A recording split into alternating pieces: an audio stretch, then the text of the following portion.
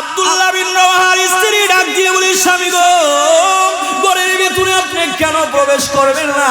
এমনি আব্দুল্লাহ বিন রওয়াহা ডাক দিয়ে বলে, ও আমার প্রাণের স্ত্রী, আল্লাহর নবী মুতার প্রান্তরে লড়াইয়ের জন্য, যুদ্ধের ময়দানে যাওয়ার জন্য আমাকে 3 নাম্বার সেনাপতি বানিয়েছে। আমি আর তোমার ঘরের ভিতরে প্রবেশ করব না। তোমার ঘর থেকে বিদায় নেওয়ার জন্য আমি এসেছি। আমাকে তুমি বিদায় দিয়া দাও, আমি চলে যাব যুদ্ধের ময়দানে। এমনি আব্দুল্লাহ বিন রওয়াহার স্ত্রী ডাক দিয়ে বলে, স্বামী আপনি একটু ঘরের ভিতরে আসেন, বিবাহ হয়েছে, আপনিও তো আমাকে ভালো করে দেখেন নাই, আমিও তো আপনাকে দেখতে পারি না, শুধুমাত্র একটু ঘরের ভিতরে আসেন, আমি আপনাকে একটু দেখে রাখবো, যাতে করে কিয়ামতের কঠিন ময়দানে আমি আপনার সামনে আপনার পরিচয় নিয়ে আমি যেন দাঁড়াইতে পারি। জোরে কল সুবহানাল্লাহ, আরো জোরে কল সুবহানাল্লাহ।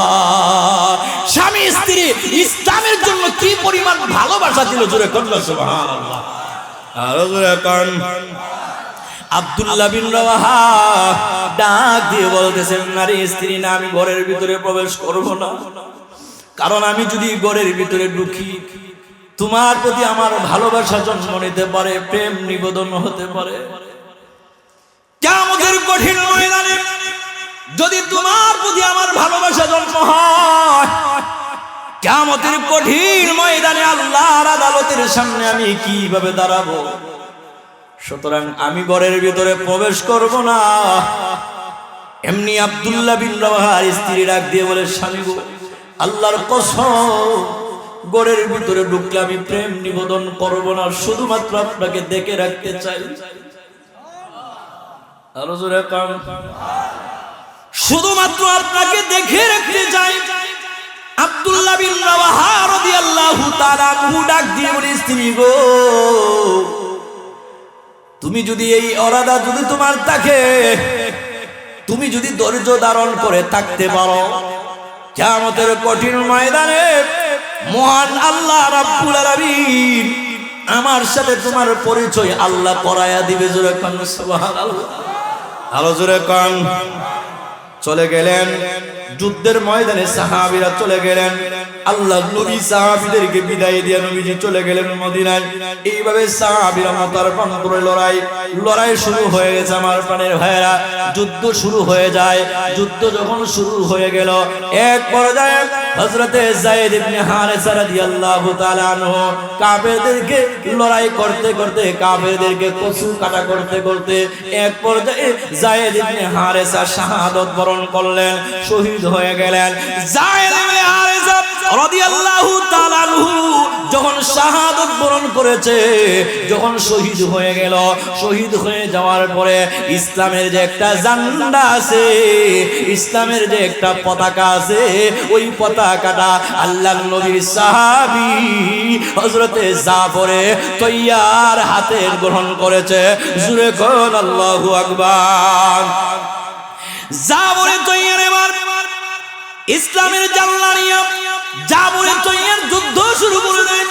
যুদ্ধ করতে করতে করতে করতে এক পর্যায়ে জাফরে তৈয়ারের ভাইরা, আমার হৃদয় বিদারক কথা ভালো করে শুনেন।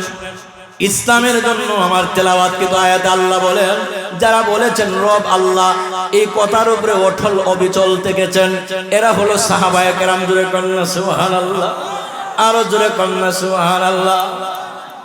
জাফরে তৈয়ার কি যুদ্ধ করতে করতে এক পর্যায়ে কাফেররা জাফরের এই ডান হাতটা তরবারি দিয়ে কেটে ফেলে দিয়েছে।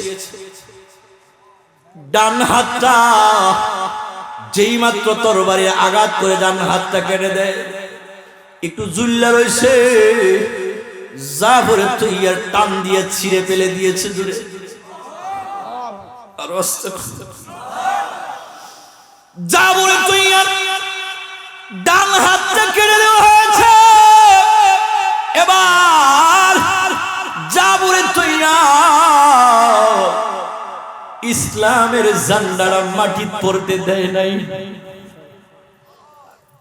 মাটির মধ্যে পড়তে দেয় নাই। ইসলামের ঝান্ডাটা বাম হাত দিয়ে ধারণ করেছে। জোরে কর না, আরো জোরে। ইসলামের জানলা বাম হাত দিয়ে জাবরের তাইয়ার উঁচা করে ধরে রাখছে, বাম হাত দিয়া ইসলামের পতাকাটা উঁচা করে ধরে রাখা জাবরের তাইয়ার যুদ্ধ করতে আছে। এক পর্যায়ে বেঈমান কাফেররা জাবরের তাইয়ারের বাম হাতটাও কেটে দিয়েছে। আরো জোরে কর। বাম হাতটা যখন কেটে দিয়েছে, হযরতে জাবরে তাইয়ার ইসলামের ঝান্ডাটা মাটির মধ্যে পড়তে দেয় নাই। ইসলামের ঝান্ডাটা মুখ দিয়ে চিরাইয়া দাঁত দিয়ে কামড়ায়া দইরা উঁচা করে রাখছে। দাঁত দিয়ে চিরাইয়া ইসলামের ঝান্ডাটা উঁচু করে ধরে রাখছে। ইসলামের ঝান্ডা যেন মাটিতে না পড়ে। যুদ্ধ করতেছে এক পর্যায়ে কাফেররা জাবরে তাইয়ারের দেহ থেকে মাথাটা আলাদা করে ফেলাইছে। জাবরে তাইয়ারের দেহ থেকে যখন মাথাটা আলাদা করে ফেলাইছে, এরপরও দাঁত দিয়ে কামড়ায়া জিহ্বা দিয়ে ধরে রাখছে ইসলামের ঝান্ডা। আর জাবরে তাইয়ার শহীদ হয়ে যাবে, শাহাদাত বরণ করবি। ঠিক এই মুহূর্তে জাবরে তাইয়ার আরেকজন সাহাবীকে ডাক দিয়ে বলতেছেন, ও আল্লাহর নবীর সাহাবী, আমি আমার রাসূলের কাছে তুমি সালামটা আমার পক্ষ থেকে পৌঁছায়া দিও, আর জানা দিও আমার জীবনের শেষ মুহূর্ত পর্যন্ত আমি ইসলামের ঝান্ডাটা উঁচা কইরা ধরে রাখছি, মাটির মধ্যে পড়তে দেই নাই। শুধু তাই নয়, এই মুহূর্তে জান্নাতের সুঘ্রাণ আমি জাবরের কানাকের মধ্যে লাগতেছে। আমার মনে হয় আমি শহীদ হয়ে যাব। আল্লাহর নবীকে আমার সালাম দিও, আর বলে দিও জীবনের শেষ প্রান্ত পর্যন্ত ইসলামের ঝান্ডা উঁচা কইরা রেখেছি, মাটির মধ্যে পড়তে দেই না। ওই যে বাংলাদেশ স্বাধীন হওয়ার পরে, নতুন করে 5ই আগস্টে বাংলাদেশ স্বাধীন হওয়ার পরে বাংলাদেশের এক কুখ্যাত শয়তান তাকে বলা যায়। তাকে কি বলা যায়? শয়তান। কেন বলছি এটা পরে বলবো। শয়তান বলা যায় শুধুমাত্র গ্রেফতার হবে এই বয়ে নবীজির সুন্নত দাড়িটা পর্যন্ত সে কেটে ফেলেছে। জোরে কন্যা নাউজুবিল্লাহ, আরো জোরে কন্যা নাউজুবিল্লাহ। নামটা বলবো, সালমান এফ রহমান। কথা বলেন, চিনেন? নাম শুনেছেন? এই লোক তার বক্তব্য সে বলেছিল যে কোরআনেও কিছু সমস্যা আছে। নাউজুবিল্লাহ, জোরে বলবেন না। সে এক বক্তব্য বলেছিল কোরআনেও কিছু সমস্যা আছে, হাদিসে তো আছে। জোরে কন্যা নাউজুবিল্লাহ। কত বড় একজন জাহিল হওয়ার পরে, কত বড় একজন মুনাফিক হলে, কত বড় একজন ফাসিক হলে আল্লাহর রাসূলের সুন্নতের উপর আঘাত করতে পারে। জোরে কর ঠিক কিনা? আরে ভাই, এদেশের আলেমরা প্রমাণ করে গেছে, ফাঁসির মঞ্চ তাদের জন্য রেডি হয়েছে, তাদেরকে ফাঁসির কাস্টে নেওয়া হয়েছে। আমি আপনাদেরকে দল বিদল এই কথা বলবো না। জামাতে ইসলামের এই দেশের বহু লোকদেরকে ফাঁসি দেওয়া হয়েছে, তারা শুধুমাত্র ইসলামিক দল করার কারণে, কিন্তু তাদেরকে ফাঁসি দেওয়া হয়, কিন্তু তারা একটা মুহূর্তের জন্য ইসলাম থেকে মুহূর্তের জন্য তারা সরে যায় না। যেটা বলেন ঠিক কিনা? সুতরাং প্রমাণ হয়ে গেল এই দেশের আলেম সমাজেরা, এই দেশের উলামায়ে কেরামরা আজকে নয় কিয়ামত পর্যন্ত উলামায়ে কেরামরা হক তো হকের উপরে থাকবে।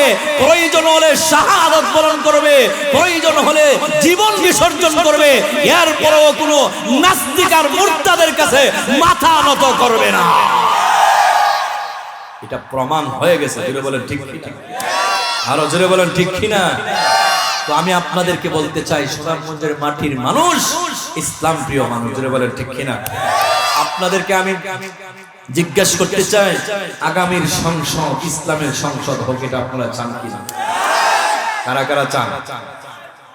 নারায়ে তাকবীর, নারায়ে তাকবীর। আল্লাহ কবুল করুক, সকলে বলেন আমিন। আত্মামান আগামীর সংসদ ইসলামের সংসদ হোক, এর আমরা চাই কি চাই না?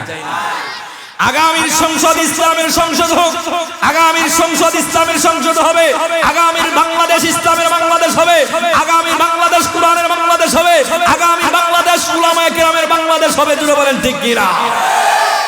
এতে করে আমাদের সমস্ত মানুষের ভূমিকা থাকতে হবে। কথা বলেন। আমরা এই দেশ স্বাধীন হওয়ার পর থেকে নিয়ে এই পর্যন্ত আমরা সবাইকে দেখেছি। কথা বলেন ঠিক কি না? সব দেখেছি। এবার আমরা ইসলামের রাষ্ট্র দেখতে চাই। সব দেখা শেষ হয়ে গিয়েছে। আমি আপনাদেরকে ইশারা ইঙ্গিতেই কথা বলতে চাই না, কাউকে কটাক্ষ করে বলতে চাই না।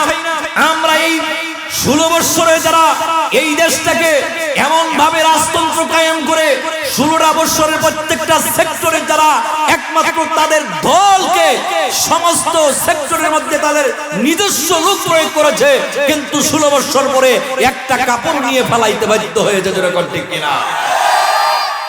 বুঝতে হবে আগামী তো যদি কোনো স্বৈরাচার শাসক আসতে চায়, কথা বলেন, আরো জোরে বলেন, কোন স্বৈরাচার শাসক একটা গেছে, আবার যদি নতুন করে কোন স্বৈরাচার শাসক কোন ষড়যন্ত্র করে এই দেশের মানুষের মধ্যে কোন প্রয়োগ করাতে চায়, কোন ষড়যন্ত্র করতে চায়, ইসলামের উপর আঘাত আনতে চায়, কোরআনের উপর আঘাত আনতে চায়, উলামায়ে কেরামের উপর নির্যাতন করতে চায়, তাহলে বুঝতে হবে 16 বছর যারা ঠাঁই পায় নাই, 16 বছর ক্ষমতা পাওয়ার পর যারা ঠাঁই পায় নাই, পালাইতে বাধ্য হয়েছে, বুঝতে হবে আপনাদেরকেও জাতি সাথ দিবে না। জোরে করতে কিনা?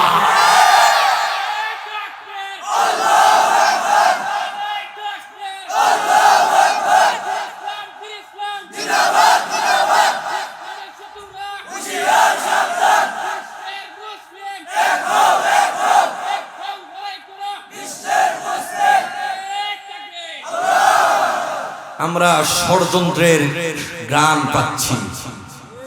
কথা বলেন না কেন? বিভিন্ন প্রকারের ষড়যন্ত্রের গান আমাদের নাকে আসতেছে। তবে একটা কথা মনে রাখতে হবে, যতই ষড়যন্ত্র করা হোক না কেন, বাংলাদেশ হচ্ছে একটা 92% মুসলমানের দেশ।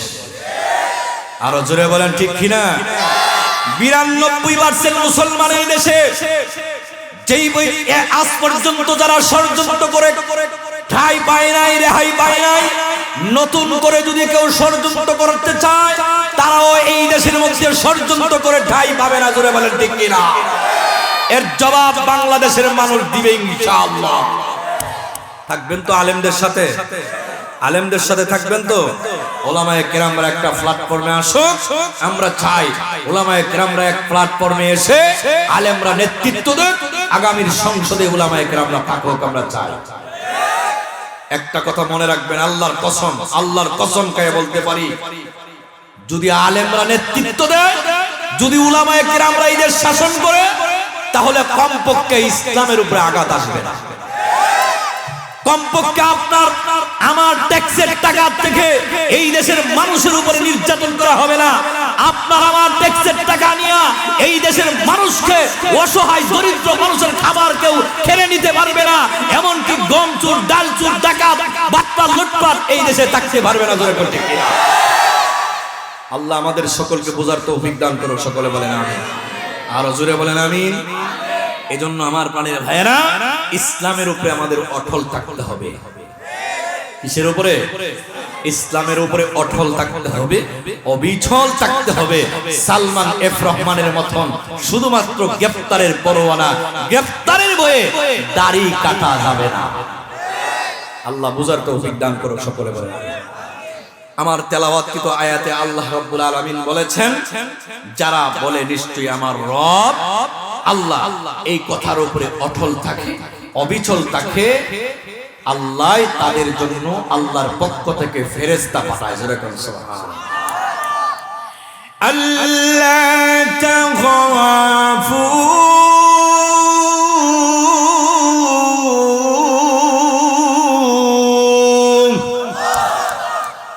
ফেরেশতা এসে কয় আল্লাহ তাখাফু, কোনো ভয় নাই তোমার। জোরে কোন সুবহানাল্লাহ। আর জোরে কোন ওয়ালা তাহজানু,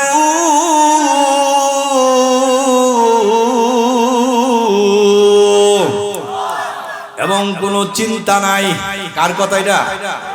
জোরে বলেন কার কথা? আর জোরে বলেন ওয়া আবশিরু বিল জান্নাহ, জান্নাতের সুসংবাদ গ্রহণ করো। সুবহানাল্লাহ। আর জোরে কোন কাদেরকে বলছেন? যারা বলে আমার রব আল্লাহ এই কথার উপরে অটল থাকে, অবিচল থাকে, নাড়াচাড়া করে না। এই লোকগুলির জন্য আল্লাহর পক্ষ থেকে ফেরেশতারা পাঠানো হয়। তাতানাজ্জালু আলাইহিমুল মালাইকা, ফেরেশতারা প্রেরণ করা হয়। ফেরেশতা অবতীর্ণ হইয়া বলে আল্লাহ তাখাফু, কোনো ভয় নাই, তোমার কোনো ভয় নাই। ওয়ালা তাহজানু, এবং কোনো চিন্তা নাই তোমার, কোনো চিন্তা তোমার নাই। ওয়া আবশিরু বিল জান্নাহ, জান্নাতের সুসংবাদ গ্রহণ করো, যেই জান্নাতের ওয়াদা তোমার সাথে করা হয়েছে। জোরে কোন সুবহানাল্লাহ। জান্নাতের সুসংবাদ এই লোকগুলির কাদেরকে দেওয়া হবে? যারা ওই কথার উপরে অটল অবিচল থাকতে যাইয়া প্রয়োজনে জীবন দিবে। কথা কম, আরো জোরে। প্রয়োজনে জীবন দিবে, প্রয়োজনে শাহাদত বরণ করবে, প্রয়োজনে স্ত্রীকে বিধবা করবে, প্রয়োজনে সন্তানকে এতিম বানাবে। এরপরেও একটা মুহূর্তের জন্য ঈমান ছাড়বে না। আরো আস্তে কম, আরো আস্তে।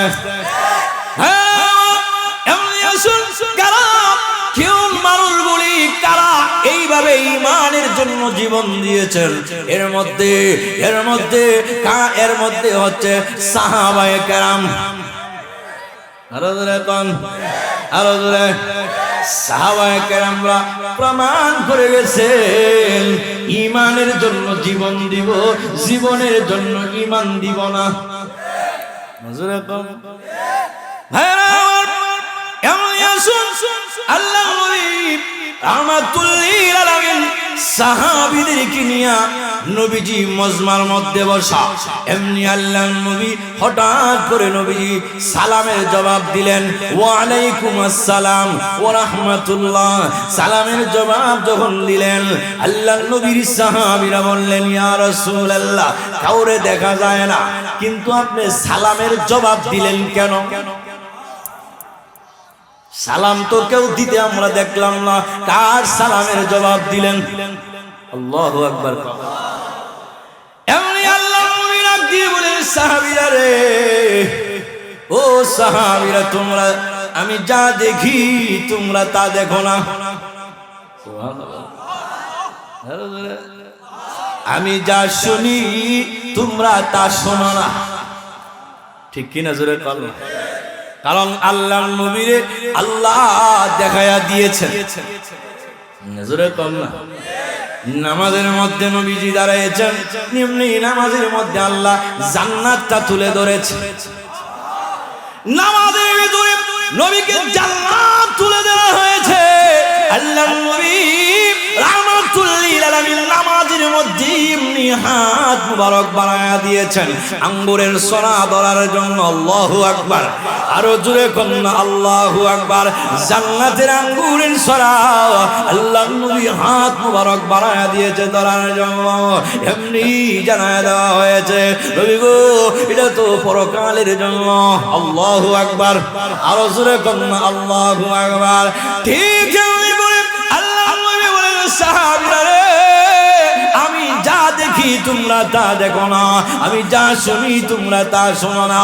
ওরে সাহাবীরা শোনো, আমার একজন সাহাবী যার নাম হলো জাফরে তৈয়ার, জাফর ইবনে আবি তালিব। ওই আবু জাফরে তৈয়ার রে মহান আল্লাহ দুইটা ডানা দান করেছে। দুইটা দানা, দুইটা হাতের বিনিময়ে দুইটা ডানা দান করেছে। ওই দুইটা ডানা দিয়া আমার জাফর ফেরেশতাদের সাথে জান্নাতের ভিতরে ঘুরে বেড়ায়। শুধু তাই না রে সাহাবীরা, আমার জাফর এই মুহূর্তে ফেরেশতাদের সাথে আমার সামনে দিয়া উড়াল দিয়ে গেছে আর আমাকে সালাম দিয়েছে। আমি আমার জাফরে তৈয়ারের সালামের জবাব দিলাম। এবার আসেন জাফরে তৈয়ার রাদিয়াল্লাহু তাআলা আনহুর ইজ্জত সম্মান এত বেশি, আল্লাহ তার স্বর্ণের দুইটা হাত, হাতের বিনিময়ে দুইটা পাখা দান করেছিল। জোরে কোন সুবহানাল্লাহ। কেন? কেন? মুতার যুদ্ধে। কোন যুদ্ধে? কথা বলেন। মুতার যুদ্ধে আল্লাহর নবী সাহাবায়ে কেরামদেরকে রেডি করলেন 3000। কয় হাজার? জোরে বলেন কয় হাজার? 3000 সাহাবীদেরকে রেডি করলেন, যুদ্ধ করবে 1 লক্ষ রোমান সৈনিক সাথে। কয় হাজার? 1 লক্ষ। আর সাহাবীর সংখ্যা কত? 3000 মাত্র। আল্লাহু আকবার। আল্লাহ সাহাবীদেরকে বিজয় দিয়েছে, মুমিনদেরকে বিজয় দিয়েছে মানুষের সংখ্যা দেখে নয়, ঈমানের উপরে নির্ভর। এজন্য আল্লাহ বলে ওয়ালা তাহিনু ওয়ালা তাহজানু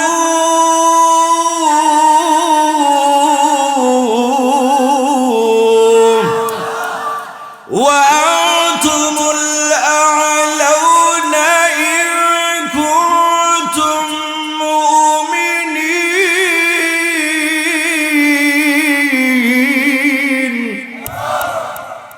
তোমাদের চিন্তা নাই, ভয় নাই, বিজয় তোমাদের হবে যদি তোমরা মুমিন হতে পারো। শর্ত কি? মুমিন হওয়া। বদরের যুদ্ধে সাহাবীদের সংখ্যা কতজন ছিল? 313 জন। আরো জোরে কোন। কিন্তু কাফেরের সংখ্যা হাজার হাজার। বিজয় হয়েছিল মুসলমানদের। জোরে কোন। আরো জোরে কোন। কেন হয়েছিল রে? একমাত্র কারণ হলো ঈমানের কারণে, ঈমানের বলে বলিয়ান হওয়ার কারণে, ঈমানের শক্তি বেশি হওয়ার কারণে আল্লাহ মুমিনদেরকে বিজয় দিয়েছিলেন। আল্লাহ বলেন দুনিয়ার মানুষেরা মুমিন হতে পারলে আমি আল্লাহর কাছে তোমরা চিন্তা করো না, ভয় করো না। মুমিন যদি হতে পারো তোমাদের বিজয় হবে, এতে কোনো সন্দেহ নাই। আরো জোরে কোন। আল্লাহ বলে ওয়া কানা হাক্কান আলাইনা নাসরুল মুমিনিন।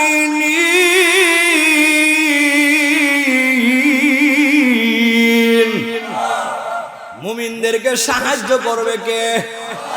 জোরে বলেন। ওয়াদা করছে কে? আল্লাহ। কিন্তু মুমিন হওয়ার সময় আজকে আমরা যে মার খাই, সারা পৃথিবীর মুসলমানরা আজকে লাঞ্ছিত, বঞ্চিত, অপদস্থ মার খায়, কারণ হলো আমরা ঈমান সাহাবায়ে কেরামের ঈমানের মতো হয় না। আমরা বলি জিহাদ জিহাদ জিহাদ চাই, জিহাদ লাগলে আগে। কথা কোন না কেন? জিহাদ লাগলে আমি নাই। অথচ সাহাবায়ে কেরামরা ঈমান আনার সাথে সাথে সব দিয়েছে, ঈমান ছাড়ে না। আরো জোরে কোন। আরো জোরে। মুতার যুদ্ধে 3000 সাহাবী, 1 লক্ষ রোমান সৈন্য আল্লাহর নবী প্রস্তুত করলেন সাহাবীদেরকে রেডি করে। আল্লাহর নবী যুদ্ধে অংশগ্রহণ করবেন না। নবীজি বললেন সাহাবীরা রে, ওই মুতার প্রান্তরে লড়াইয়ের জন্য আমি 3000 সাহাবীদেরকে রেডি করলাম। এর মধ্যে আমি 3 জন সেনাপতি বানাইলাম। কয়জন? জোরে কোন, আরো জোরে। সেনাপতি কয়জন লাগে? একজন হইলেই চলে, কিন্তু আল্লাহর নবী মুতার প্রান্তরে লড়াইয়ের জন্য 3 জন সেনাপতি নিযুক্ত করলেন, 3 জন সেনাপতি বানাইলেন। এর মধ্যে প্রথম নাম্বার আল্লাহর নবীর নিজের কলিজার টুকরা পালক পুত্র যায়েদ ইবনে হারেসা রাদিয়াল্লাহু তাআলা আনহুকে বললেন, ও যায়েদ, ও আমার কলিজার টুকরা যায়েদ কোথায়? যায়েদকে আজকে মুতার প্রান্তরে লড়াইয়ের প্রথম নম্বর সেনাপতি আমি ঘোষণা করলাম। যায়েদ কিরকম লাগবে? এমনি যায়েদ ডাক দিয়ে বলেন, ইয়া রাসূলুল্লাহ, ইয়া হাবিবাল্লাহ, আল্লাহর নবী গো, লাব্বাইক, আমি আপনার সামনে হাজির আছি। জোরে কোন আল্লাহু আকবার, আর জোরে কোন আল্লাহু আকবার। 2 নাম্বার, ও সাহাবীরা, 2 নাম্বার হলো আমি আমার চাচাতো ভাই জাফরে তৈয়ারকে আমি সেনাপতি ঘোষণা করলাম। সুবহানাল্লাহ বলবেন না? জাফরে তৈয়ার নবীজির চাচাতো ভাই ছিল, আবু তালিবের সন্তান। যারা কন্যা সুবহানাল্লাহ, আরো জোরে। আবু তালিবের 2টা সন্তান, 3টা সন্তান ছিল। এর মধ্যে 2টা সন্তান, 1 নাম্বার হলো আলী। আলী রাদিয়াল্লাহু তাআলা আনহু ইসলামের যুবকদের সর্বপ্রথম 10 অথবা 11 বছর বয়সে ইসলাম ধর্ম গ্রহণ করেছিলেন। এরপরে জাফরে তৈয়ার ইসলাম ধর্ম গ্রহণ করেছিলেন। আমার প্রাণের ভাইয়েরা, কিন্তু আবু তালেব ইসলাম ধর্ম গ্রহণ করতে পারে নাই। যদিও আবু তালেব আল্লাহর নবীকে ভালোবেসেছিলেন, কিন্তু আনুগত্য করে নাই। আনুগত্য না করার কারণে আবু তালেব 100 থেকে 100 ভালোবেসেছে। 100% 100% ভালোবাসার কারণেও, ভালোবাসার পরেও আবু তালেব জান্নাতে যেতে পারবে না। এর একমাত্র কারণ হলো আবু তালেব ভালোবেসেছে, কিন্তু আবু তালেব আল্লাহর নবীকে আনুগত্য করে না।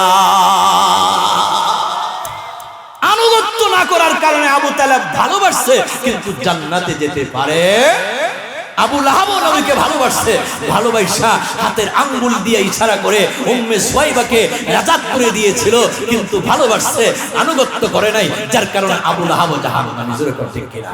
এজন্য বুঝতে হবে, আজকেও যারা, বর্তমানেও যারা বলে মুখে মুখে নবীকে ভালোবাসে, নবীর বিরুদ্ধে কেউ গালি দিলে মাঠে ময়দানে তাদেরকে পাওয়া যায় না। আসেনি না নাই? জোরে বলেন, আসেনি না নাই? আছে, আছে। রবিউল আউয়াল মাস আসলে 12 রবিউল আউয়ালে এরা জিলাপিও খায়। কথা কন না কেন? মিছিল করে, মিটিং করে, জুসনে জুলুস করে, সবকিছু করে, কিন্তু নবীর বিরুদ্ধে কটূক্তি করলে তাদেরকে মাঠে ময়দানে পাওয়া যায় না।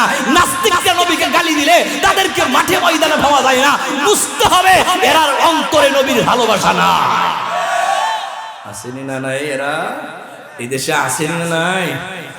এই ভালোবাসায় জান্নাতে যাওয়া যাবে না। কথা বলেন ঠিক না বেঠিক? আর জোরে বলেন ঠিক কিনা? আল্লাহ হেদায়েত দান করুক, সকলে বলেন আমিন।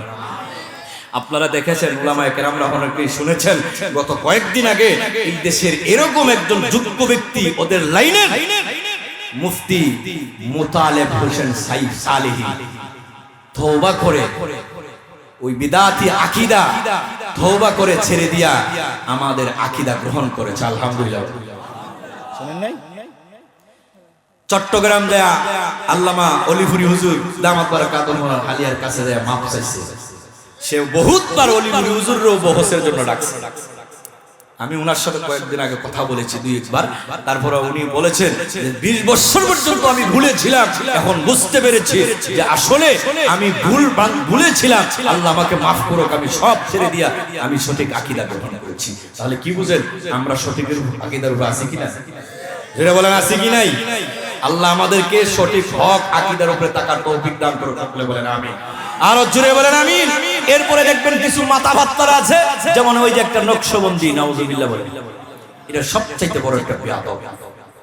এটা আমাদের আকাবিদে, আমাদের উলামায়ে কেরামের নাম ধরে ধরে আল্লামা জুবাইর আহমদ আনসারী রাহমাতুল্লাহ আলাইহি সহ, আহমদ শফি সাহেব রাহমাতুল্লাহ আলাইহি সহ বহুত বড় বড় উলামায়ে কেরামের নাম ধরে ধরে সে গালি দিয়েছে। নাউজুবিল্লাহ বলেন। আল্লাহ এদেরকে হেদায়েত দান করুন, সকলে বলেন আমিন। আর জোরে বলেন আমিন। আমরা নবীর আশিক শুধু মুখে নয়, অন্তরে। জোরে বলেন অন্তরে না মুখে? আরো জোরে বলেন অন্তরে না মুখে? হে রাসূল তোমায় ভালোবাসি,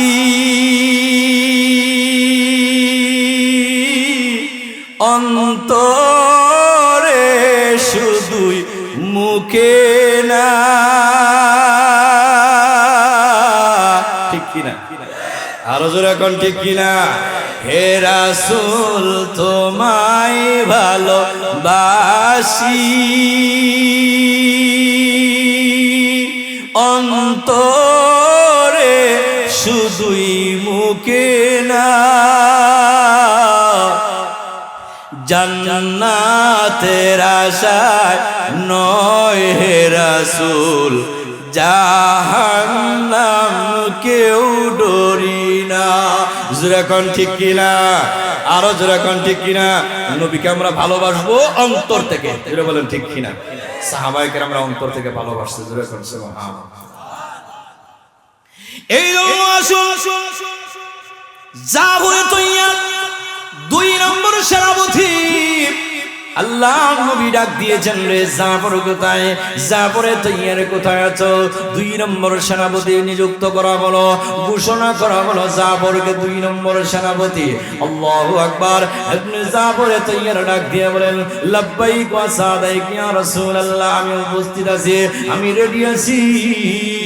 আল্লাহ নবী 2 নম্বর সেনাপতি জাফরে তৈয়ারকে ঘোষণা করলেন। এবার আল্লাহ নবী 3 নম্বর সেনাপতি আল্লাহ নবীর আরেকজন সাহাবী, যার নাম হলো আব্দুল্লাহ বিন রাওয়াহা রাদিয়াল্লাহু তাআলা আনহু। আল্লাহ নবী বলেন, আমার আব্দুল্লাহ বিন রাওয়াহা কোথায় রে? আমার আব্দুল্লাহ বিন রাওয়াহাকে আমি 2-3 নম্বর সেনাপতি নিযুক্ত করলাম। 3 নম্বর সেনাপতি ঘোষণা করলাম। আব্দুল্লাহ বিন রাওয়াহার সবে মাত্র আজকে বিবাহ হয়েছে, বাসর রাত্র হবে রাত্রের বেলা, অথচ আল্লাহ নবী রাহমাতুল লিল আলামিন আব্দুল্লাহ বিন রাওয়াহাকেও যুদ্ধের ময়দানের 3 নম্বর সেনাপতি ঘোষণা করেছে। জোরে কোন আল্লাহু আকবার। 3 জন সেনাপতি। আল্লাহ নবী বলেন, সাহাবীরা রে, আমার যায়েদ ইবনে হারেসা যদি শহীদ হয়ে যায়, তখন ইসলামের ঝান্ডাটা জাফরে তৈয়ারের হাতে উঠাইয়া দেওয়া হবে। জাফরে তৈয়ার যদি শহীদ হয়ে যায়, তারপরে ইসলামের ঝান্ডাটা আব্দুল্লাহ বিন রাওয়াহার হাতে উঠাইয়া দেওয়া হবে। আব্দুল্লাহ বিন রাওয়াহা যদি শহীদ হয়ে যায়, তারপরে তোমরা সকলে মিলে সিদ্ধান্ত করে গ্রহণ করে অন্য কাউকে সেনাপতি বানায় যুদ্ধের কাজ পরিচালনা হবে। ভাইরা রাসূল, এবার আল্লাহর নবী রাহমাতুল লিল আলামিন ডাক দিয়ে বলেন, সাহাবীরা রে, ও সাহাবীরা, ও সাহাবীরা শোনো। যায়েদ ইবনে হারেসাকে বললেন, যায়েদ যাও, তুমি তোমার মা বাবার কাছ থেকে যায় বিদায় নিয়ে আসো যুদ্ধের ময়দানে যাওয়ার জন্য। হযরতে যায়েদ ডাক দিয়ে বলেন, ইয়া রাসূলুল্লাহ, ইয়া হাবিবাল্লাহ, আল্লাহর নবী গো, আমি কার কাছে যাব বিদায় আনার জন্য? আমার মা আমার বাবা তো আপনি, আম্মা জান আয়েশা হচ্ছেন আমার মা, আর আপনি নিজে হলেন আমার বাবা। জোরে কান্না সুবহানাল্লাহ। আর জোরে কান, আমার নবী, আমি কার কাছে যাব বিদায় আনার জন্য? সুতরাং আপনি তো এখানে আছেন, আমাকে বিদায় আনার জন্য আর কোথাও যেতে হবে না। এমনি হযরতে জাফরে তৈয়ার বললেন, আপনি জাফরে তৈয়ারকে বললেন, ও জাফর, যাও, তুমি বিদায় আনার জন্য যাও, তোমার স্ত্রী ছেলে মেয়ে বাল বাচ্চার কাছ থেকে বিদায় নিয়ে আসো। আল্লাহু আকবার। আরো জোরে কোন, আর একটু জোরে কোন। জাফরে তৈয়ার রওনা হয়ে গেল বিদায় আনার জন্য। কষ্ট হইতেছে আপনাদের? কষ্ট হইতেছে? জাফরে তৈয়ার বিদায় আনার জন্য রওনা হয়ে গেল বাড়িতে যাইয়া। টাকা থেকে স্ত্রী ঘরের ভিতরে রান্নার কাজে লিপ্ত। এমন জাফরে তৈয়ার তার স্ত্রীকে ডাক দিয়ে বলি, স্ত্রী, তোমার কাজ কাম একটু সময়ের জন্য সমাপ্ত করো গো স্ত্রী। আল্লাহর নবী মুতার যুদ্ধে, মুতার প্রান্তরে লড়াইয়ের জন্য আমাকে 2 নম্বর সেনাপতি নিযুক্ত করেছেন। আমি এসেছি বিদায় নেওয়ার জন্য। মনে হয় আর জীবনে কোনোদিন দুনিয়ার তোমার সাথে আমার সাক্ষাৎ হবে না।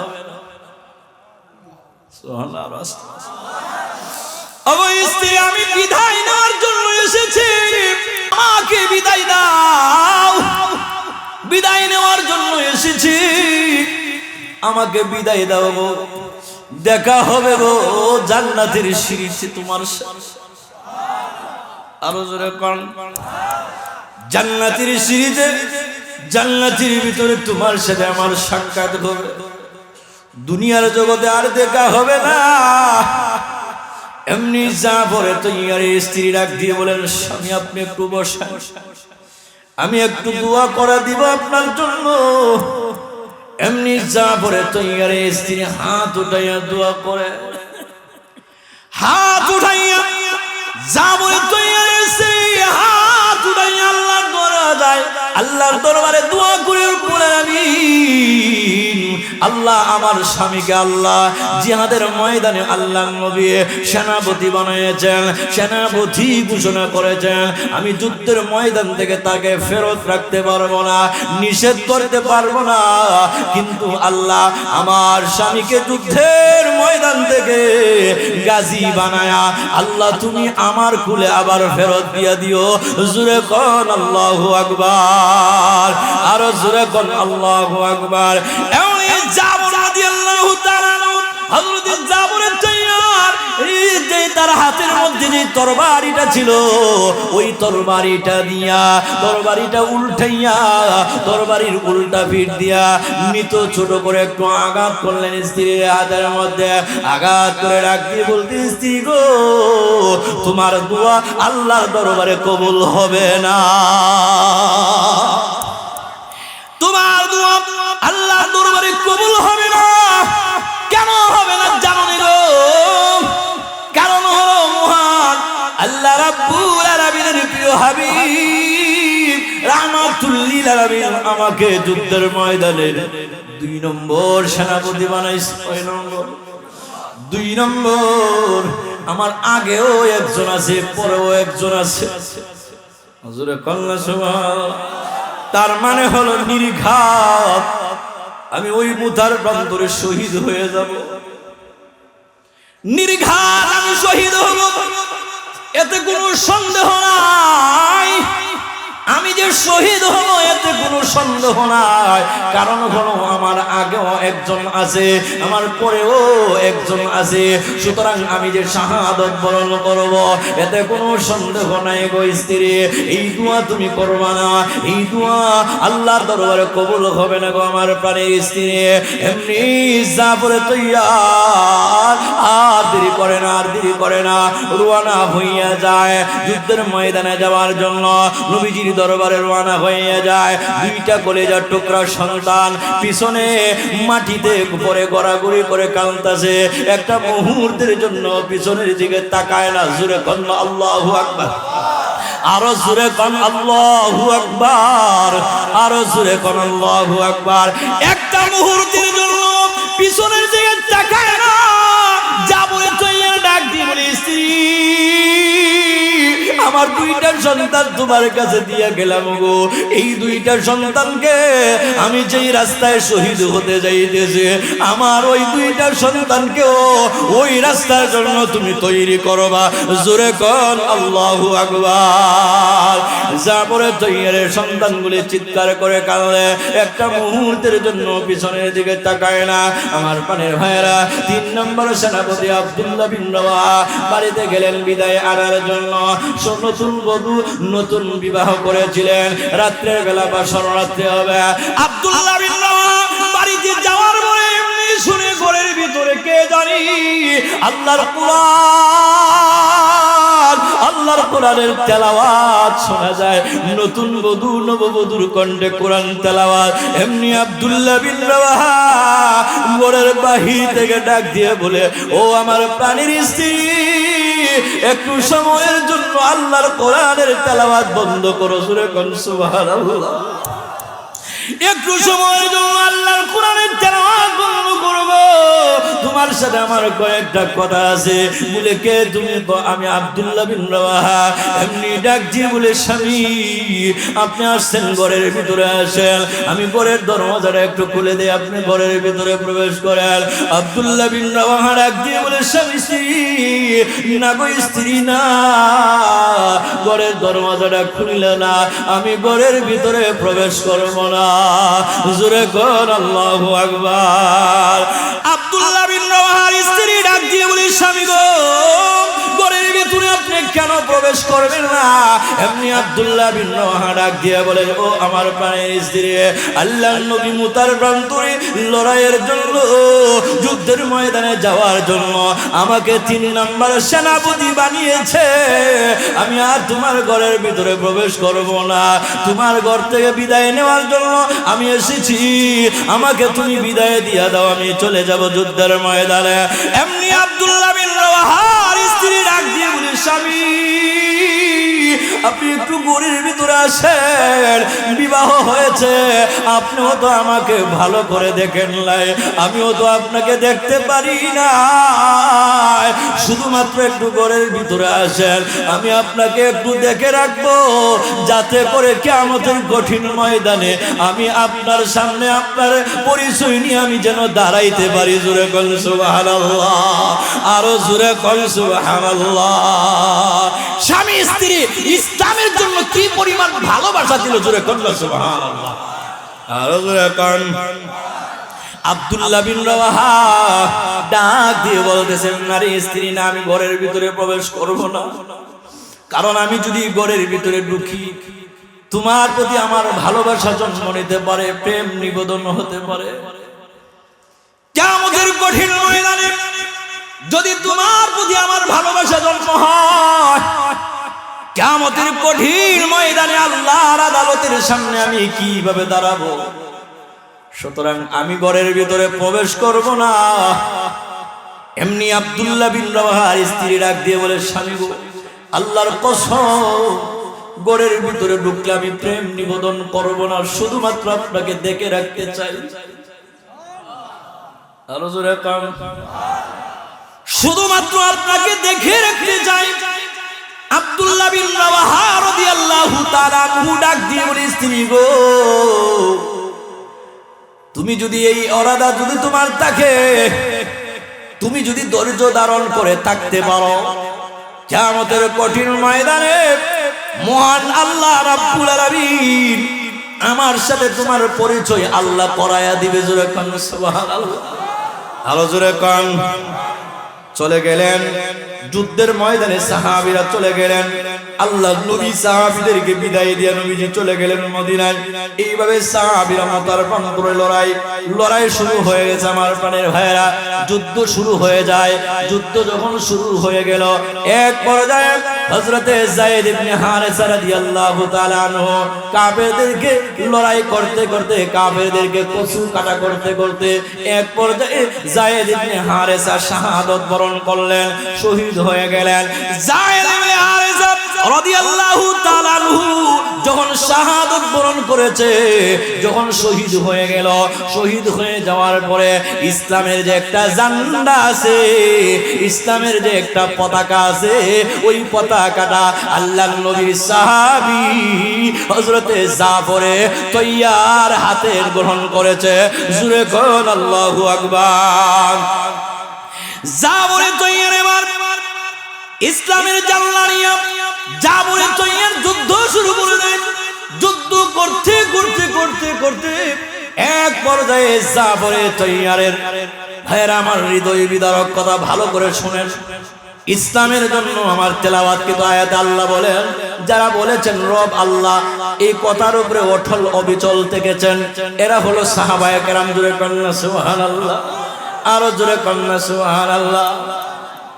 জাফরে তৈয়ারকে যুদ্ধ করতে করতে এক পর্যায়ে কাফেররা জাফরের এই ডান হাতটা তরবারি দিয়ে কেটে ফেলে দিয়েছে। ডান হাতটা যেই মাত্র তরবারি আঘাত করে ডান হাতটা কেটে দেয়, একটু জুল্লা রয়েছে, জাফরে তৈয়ার টান দিয়ে ছিঁড়ে ফেলে দিয়েছে দূরে। আর জাফরে তৈয়ার ডান হাতটা কেটে দেওয়া হয়েছে। এবার জাফরে তৈয়ার ইসলামের ঝান্ডাটা মাটি পড়তে দেয় নাই, মাটির মধ্যে পড়তে দেয় নাই। ইসলামের ঝান্ডাটা বাম হাত দিয়ে ধারণ করেছে। আরো জোরে। ইসলামের ঝান্ডাটা বাম হাত দিয়ে জাফরে তৈয়ার উঁচা করে ধরে রাখছে। বাম হাত দিয়া ইসলামের পতাকাটা উঁচা করে ধরে রাখা জাফরে তৈয়ার যুদ্ধ করতে আছে। এক পর্যায়ে বেঈমান কাফেররা জাফরে তৈয়ারের বাম হাতটাও কেটে দিয়েছে। আরো জোরে কর। বাম হাতটা যখন কেটে দিয়েছে, হযরতে জাফরে তৈয়ার ইসলামের ঝান্ডাটা মাটির মধ্যে পড়তে দেয় নাই। ইসলামের ঝান্ডাটা মুখ দিয়ে চিরাইয়া দাঁত দিয়ে কামড়ায় দইরা উঁচা করে রাখছে। দাঁত দিয়ে চিরাইয়া ইসলামের ঝান্ডাটা উঁচু করে ধরে রাখছে। ইসলামের ঝান্ডা যেন মাটিতে না পড়ে। যুদ্ধ করতেছে। এক পর্যায়ে কাফেররা জাফরে তৈয়ারের দেহ থেকে মাথাটা আলাদা করে ফেলাই দিয়েছে। জাফরে তৈয়ারের দেহ থেকে যখন মাথাটা আলাদা করে ফেলাইছে, এরপরও দাঁত দিয়ে কামড়াইয়া জিহ্বা দিয়ে ধরে রাখছে ইসলামের ঝান্ডা। আর জাফরে তৈয়ার শহীদ হয়ে যাবে, শাহাদাত বরণ করবি।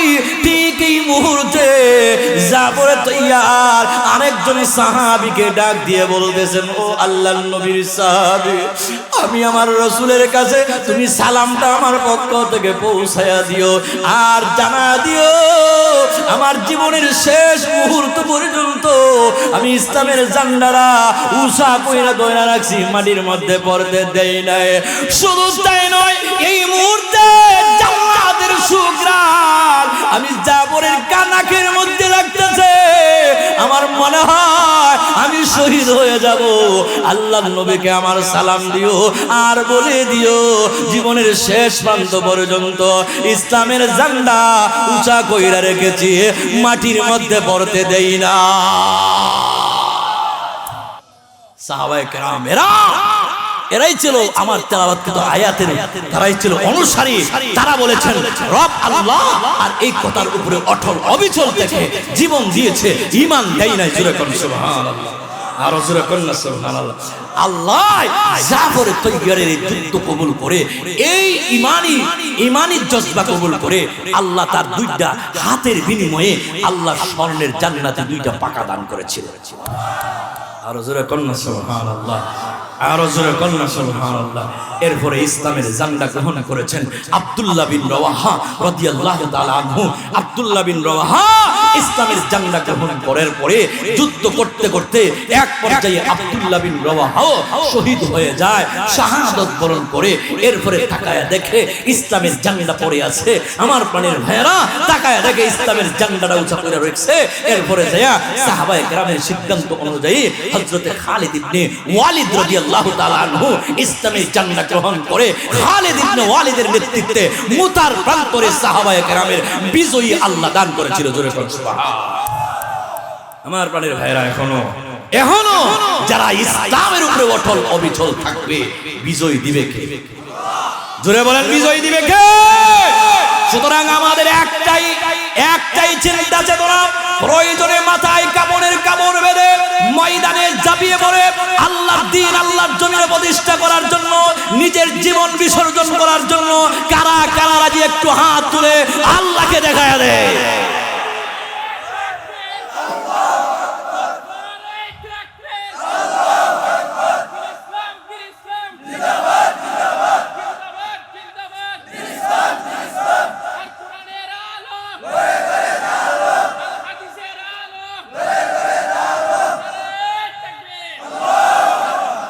সাহাবায়ে কেরামদের ঈমানের মতো আমাদের ঈমান বানাতে হবে। কথা বলেন, কথা বলেন। ঈমান, যার ঈমান যত মজবুত হবে তার ইজ্জত সম্মান আল্লাহ তত বাড়ায় দেবে। আরো জোরে বলেন। ঈমানি পরীক্ষা যে যত কঠিন ভাবে দিবে তার ইজ্জত সম্মান আল্লাহ তত বাড়ায় দেবে। আরো জোরে বলেন ঠিক কিনা? কারণ হলো আমাদের এই দেশের মধ্যে উলামায়ে কেরামের উপরে বহুত নির্যাতন হয়েছে। কথা বলেন, কথা বলেন। নির্যাতনের স্টিম রুলার চলেছে।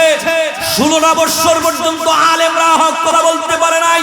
ইমাম সাহেব মিম্বরে বসে হক কথা বলতে পারে নাই। সুদের বিরুদ্ধে কথা বলতে পারে নাই। ঘুষের বিরুদ্ধে কথা বলতে পারে নাই। দুর্নীতির বিরুদ্ধে কথা বলতে পারে নাই। জুড়ে বলেন ঠিক কিনা? এই 16 বছরের পরে বাংলাদেশটা একটা নতুন করে স্বাধীনতা লাভ করেছে।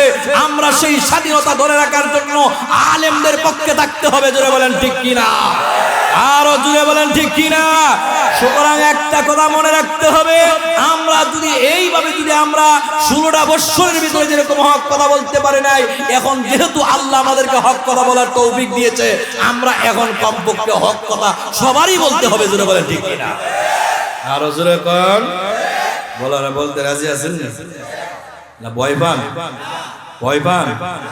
আগামী এই সামনের ভবিষ্যৎ বাংলাদেশের কি হবে না হবে একমাত্র জানে কে? জোরে বলেন জানে কে? আলেমদেরকে নির্যাতন করা হয়েছে।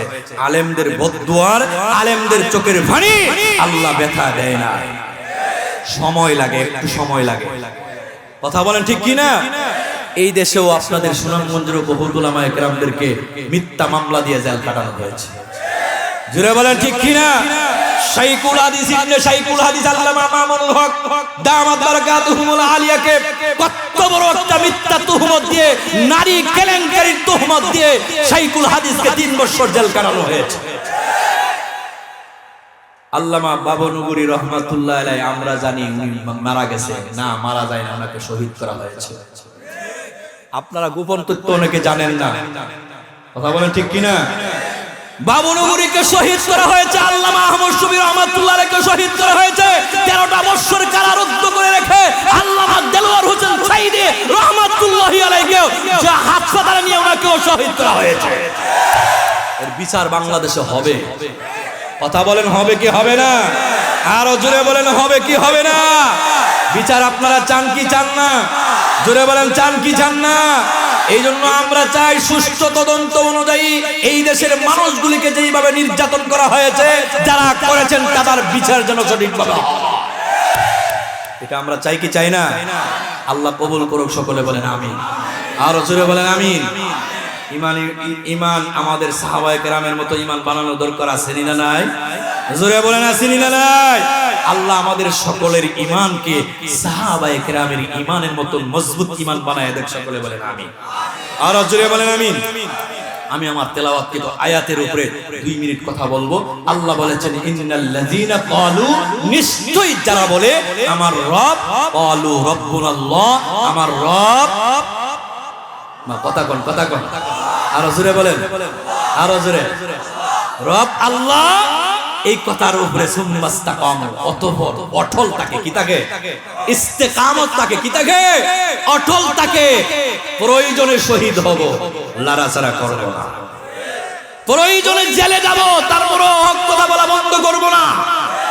প্রয়োজনে আমি শহীদ হব, এরপরও আমি হক বাতিলকে পার্থক্য করে যাব। জোরে বলেন ঠিক কিনা? এই কথার উপর অটল অবিচল।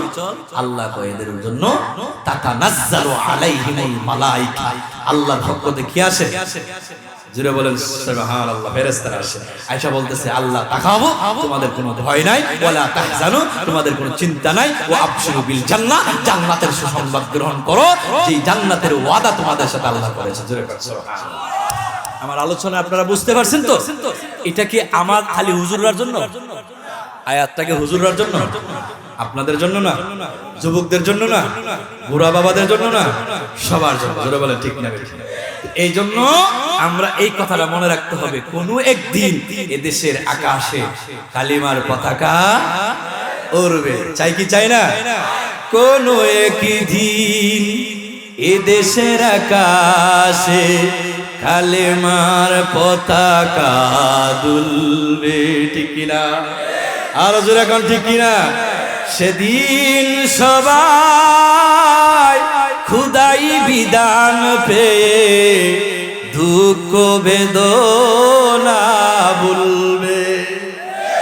আমরা এটা চাই কি চাই না?